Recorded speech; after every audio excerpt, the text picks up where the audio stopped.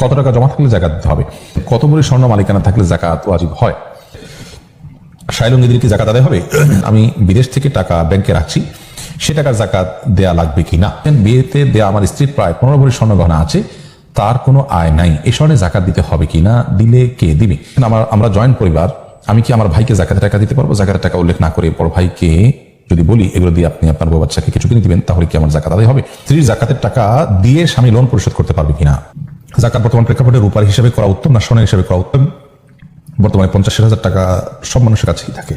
ব্যাংকে ডিপিএস এর জমানো টাকা কি জাকাত দিতে হবে? আমার নগদ টাকা নাই, আমার গরু আছে, জাকাত দিতে হবে কিনা। জাকাতের টাকা কি মসজিদ নির্মাণের কাজে ব্যয় করা যাবে? বাড়ি ও ক্ষেতের জায়গার জাকাত কিভাবে দিব? আমার কাছে 3 লাখ টাকা ব্যাংকে আছে, 1 বছর যাবত জমা আছে, আমার উপর কত টাকা জাকাত দিতে হবে? দোকানে অগ্রিম টাকার জাকাত দিতে হবে কিনা? ব্যাংকে গচ্ছিত টাকা সুদ দিয়ে জাকাত দেওয়া যাবে কিনা? দেখেছেন ব্যবসা ইনভেস্ট করা টাকার কি জাকাত দিতে হবে? আমার আব্বু ব্যাংকে চাকরি করে, লোন উঠাইছি, সঞ্চয়পত্র কিনেছে, এখন জাকাত দেওয়া লাগবে কিনা? জাকাতের টাকা কারো বিয়ের জন্য দেওয়া যাবে কিনা? আপনি লিখেছেন আমরা জয়েন্ট পরিবার, আমি কি আমার ভাইকে জাকাতের টাকা দিতে পারবো? জাকাতের টাকা উল্লেখ না করে বড় ভাইকে যদি বলি এগুলো দিয়ে আপনি আপনার বউ বাচ্চাকে কিছু কিনে দিবেন তাহলে কি আমার জাকাত আদায় হবে?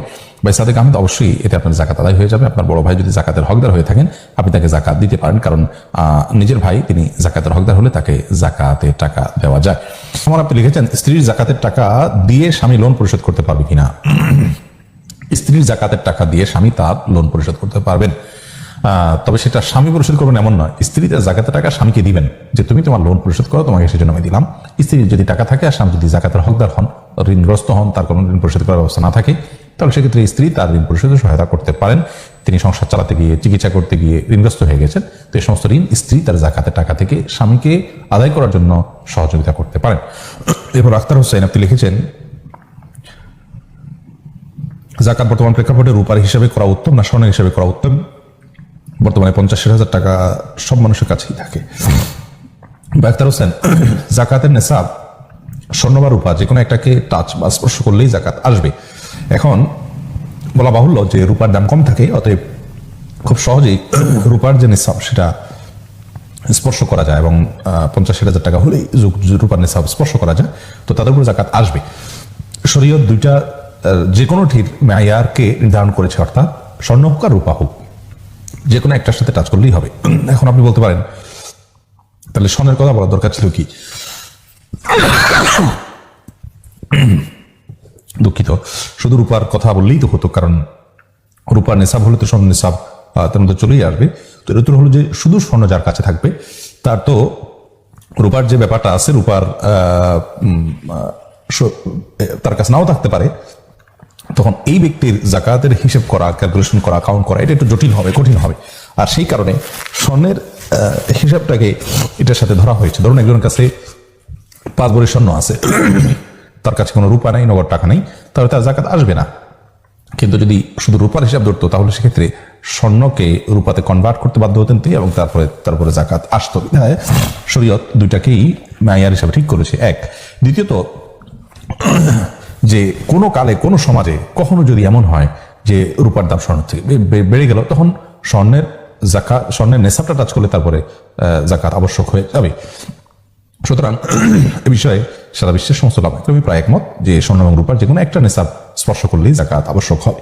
আজকাল অনেকে বলছেন যে স্বর্ণটাই হলো মূল, অতএব স্বর্ণের নেশাব পরিপূর্ণ না হলে তারপর জাকাত আসবে না, এটা ভুল ধারণা। অতএব 50,000 টাকা কারো কাছে যদি থাকে এবং সেটা 1 বছর থাকে তাহলে সেক্ষেত্রে সেটি কারণে তারপর জাকাত আসবে।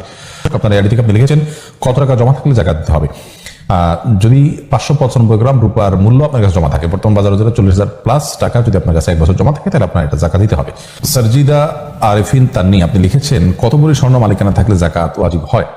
যদি শুধু স্বর্ণ থাকে আপনার, তাহলে 7.5 ভরি থাকলে তখন সেক্ষেত্রে আপনার উপরে জাকাত আসবে সবটুকুর, বা 7.5 ভরির কম আছে কিন্তু সাথে যদি নগদ টাকা থাকে তাহলে দুইটা মিলে আবার রূপার নেশাব টাচ হয়ে যায় খুব সহজেই, অর্থাৎ 40,000 প্লাস যদি মূল্য দাঁড়ায় যায় দুটো মিলে, তাহলে সেক্ষেত্রে পুরোটুকু জাকাত দিতে হবে। আর শুধু স্বর্ণ থাকলে 7.5 ভরির নিচে থাকলে জাকাত দিতে হবে না। পরে ওয়াহিদ মুরাদ, আপনি লিখেছেন ব্যাংকে ডিপিএস এর জমানো টাকা কি জাকাত দিতে হবে। জি, ডিপিএস এর জমানো টাকা জাকাত দিতে হবে, কারণ আপনি ইচ্ছাকৃত জমিয়েছেন এবং আপনি এটা উত্তোলন করতে পারেন।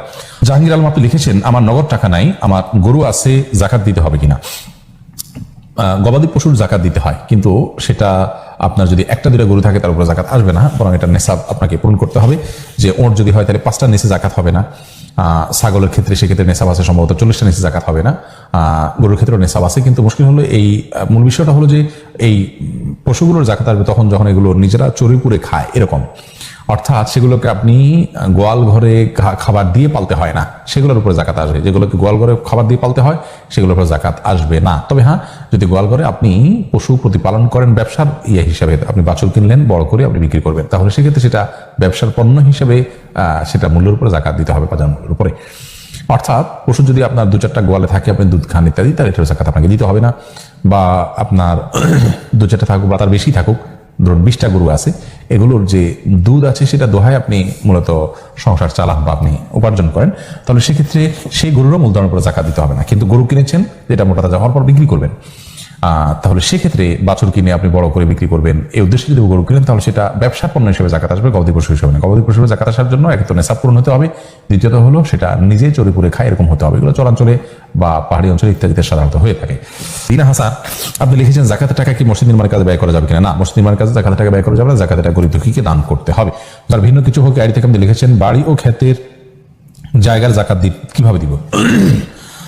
বাড়ির জাকাত আসে না যদি সেটা বসবাসের জন্য হয় কিংবা ভাড়ায় খাটানো হয়।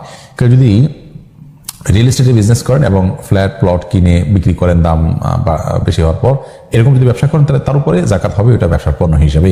আদারওয়াইজ এমনি থাকার বাড়ি কিংবা আপনার ফসলের ক্ষেত এগুলোর উপর জাকাত আসে না। হ্যাঁ, ফসল যেটা উৎপন্ন হয় সেটা যদি 25-26 মণ হয় তাহলে সেক্ষেত্রে সেটা জাকাত দিতে হবে।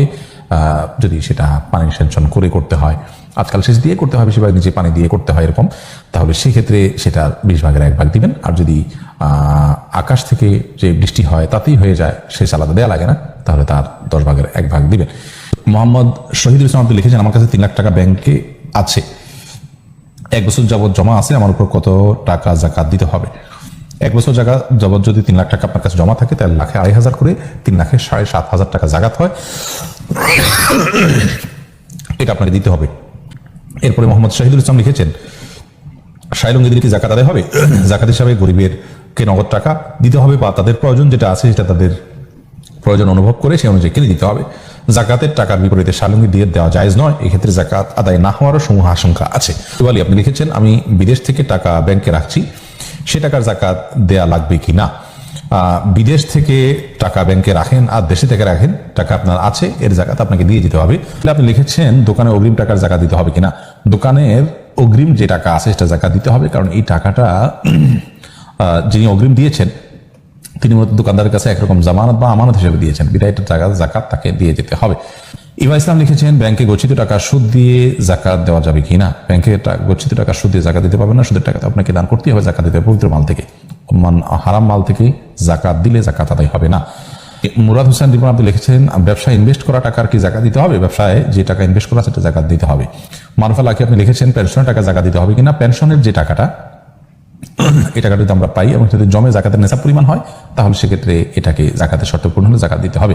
সাকিব লিখেছেন আমার আব্বু ব্যাংকে চাকরি করে, লোন উঠাইছে, সঞ্চয়পত্র কিনেছে, এখন জাকাত দেওয়া লাগবে কিনা? শুধু ব্যাংকে যদি চাকরি করে সেটা তো গুনাহের কথা এবং তার উপার্জন হারাম হবে। আর যদি লোন সুদভিত্তিক লোন উঠায় থাকেন সেটার কারণে তিনি গুনাহগার হবেন। আর সঞ্চয়পত্র কিনেছেন, এগুলোর কোনোটাই তার জাকাত দিতে হবে না, কারণ এগুলো তার নিজস্ব টাকাই না। যে টাকার মালিক নিজে না মানুষ, সেটা জাকাত দিতে হয় না, বরং হারাম টাকা হলে সেটা পরিপূর্ণই মালিককে বুঝিয়ে দিতে হয় অথবা সবের নিয়ত করা ছাড়া দান করে দিতে হয়। অর্থাৎ সেটার কারণে তা জাকাত তার উপরে বর্তায় না, জাকাত তার উপরে আসে না। লিটন খান আপনি লিখেছেন বিয়েতে দেয়া আমার স্ত্রীর প্রায় 15 ভরি স্বর্ণ গহনা আছে, তার কোনো আয় নাই, এই স্বর্ণে জাকাত দিতে হবে কিনা? দিলে কে দিবে? আপনার স্ত্রীর যে স্বর্ণ আছে সেই স্বর্ণ মালিক যদি আপনার স্ত্রী হয় জাকাত তিনি দিবেন, প্রয়োজন গহনা বিক্রি করে হলে তাকে দিতে হবে, একটু অল্প একটু বিক্রি করে জাকাত দিবেন, অথবা তিনি তার মহরের টাকা থাকলে অন্য টাকা থাকলে দিবেন, কিংবা ধার করে তাকে জাকাত দিতে হবে, সম্পদ থাকলে যিনি মালিক তাকেই জাকাত দিতে হবে। আব্দুল্লাহ সঞ্জিদ লিখেছেন জাকাতের টাকা কারো বিয়ের জন্য দেওয়া যাবে কিনা? যদি কন্যা দায়গ্রস্ত হয়, অভাবী মানুষ হয়, ছাড়া বিয়ে দিতে পারছে না তার মেয়েকে, একরকম বিপদগ্রস্ত সেই, তাকে জাকাতের টাকা দিতে পারেন। আর ছেলে বিয়ে করবে কিন্তু তার উপার্জন আছে, ভরণ পোষণ এর দায়ভার যেটা নিজে বহন করতে পারছেন, তাকে জাকাতের টাকা আপনি দিবেন না। তার বিয়ের জন্য তিনি তিনি টাকা সঞ্চয় করবেন। আর যদি এমন হয় তার যা উপার্জন হয় তা দিয়ে তার মৌলিক প্রয়োজন ভরণ পোষণ, তার বেঁচে থাকাটাই কষ্ট হয় বা টানাটানি করে করতে হয়, তখন তাকে আপনি জাকাত দিতে পারেন।